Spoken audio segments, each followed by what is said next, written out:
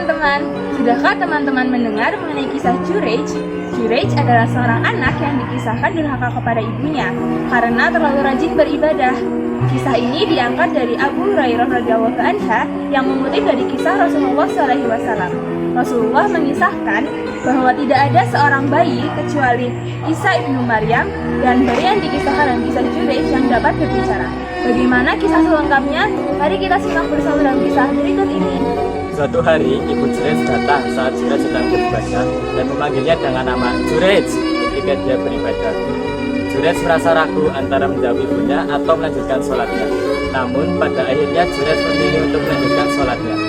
Ibunya memanggilnya kedua kalinya dan Jurayj kembali memilih sholatnya. Ibunya kemudian memanggilnya untuk ketiga kalinya dan Jurayj berpikir dalam hatinya, ibuku atau sholatku. Sekali lagi dia memilih untuk melanjutkan sholatnya. Karena tidak kunjung menjawab panggilannya, ibunya pun marah dan berdoa, "Semoga Allah tidak mematikanmu, wahai Jurayj, kecuali jika engkau melihat wajah perempuan-perempuan pelacur." Setelah itu ibunya pun pergi. Pada suatu hari, tiba-tiba seorang wanita yang melahirkan anak hasil perzinaan dihadapkan dengan seorang raja. Raja bertanya, "Siapa yang mengandungmu?" Wanita itu menjawab, "Dari Jurayj." Kemudian raja pun bertanya kembali, "Pemilik tempat ibadah itu?" Wanita itu pun menjawab, "Ya." Kemudian raja memerintahkan bawahannya untuk menghancurkan tempat ibadah itu. Ia juga memerintahkan bawahannya untuk membawa Jurayj kepadanya. Masyarakat kemudian menghancurkan tempat ibadah itu dengan berbagai macam alat seperti martil dan kapak, hingga tempat ibadah itu roboh. Jurayj kemudian diikat dan ditarik melewati para wanita pelacur itu sambil tersenyum. Dan para pelacur itu ditampilkan di hadapannya di tengah kerumunan orang. Sang raja berkata, "Apa yang mereka tuduhkan kepadamu?" Jurayj menjawab, "Apa yang mereka tuduhkan kepadaku?" Sang raja berkata, "Mereka menuduhmu sebagai ayah dari anak ini." Jurayj bertanya, "Di mana bayi itu?" Mereka semua menjawab, "Itu, bayi yang ada di pangkuannya." Jurayj mendekati bayi itu dan bertanya, "Siapa ayahmu?"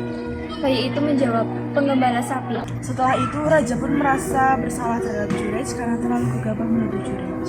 Hingga ia pun bertanya, "Apakah kami harus membuatkan kembali tempat ibadah untukmu dari emas?"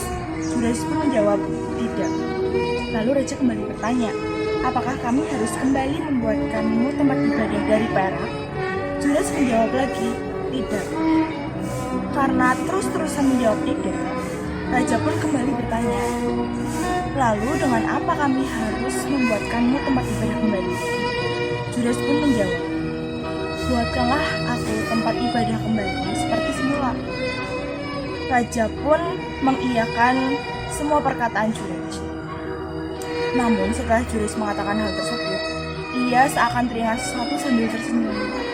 Raja yang mengerti dan mengetahui Jurayj tersenyum pun bertanya terhadap Jurayj, "Kenapa engkau tersenyum?"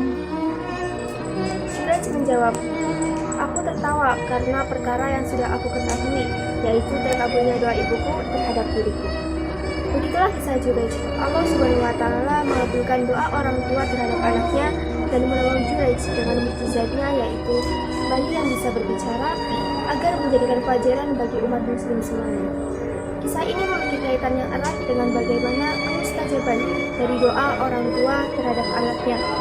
Rasulullah SAW pernah bersabda dalam hadisnya, ada 3 doa yang tidak diragukan lagi kemustajabannya, yaitu doa orang-orang yang dizalimi, doa orang musafir, dan doa orang tua terhadap anaknya. Wallahu a'lam.